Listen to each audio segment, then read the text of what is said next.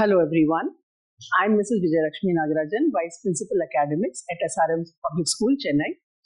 And I'm here to give my feedback about a recent workshop that we attended, which was organized by ACER India. This was a workshop on effective questioning skills. And this workshop was very engaging, very absorbing.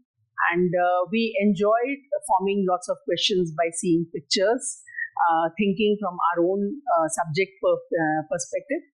And we also had a lovely time learning about the 6 hats of thinking and developing the habits of questioning among our students from a critical point of view, from emotional point of view, from positive thinking and negative things that can happen, factual questions that they can make.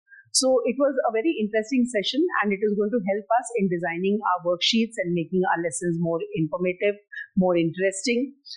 The worksheets especially were based on various subjects, and they helped us to think about creative ways of teaching poetry. We especially like the grades worksheet for social studies. It can also help us to plan on our project-based learning activities. So overall, I think this was a fantastic workshop. We would have loved to have it for a longer period of time, and we would welcome any such other ideas of workshops which can come forward to help us to make our classes more effective. Thank you.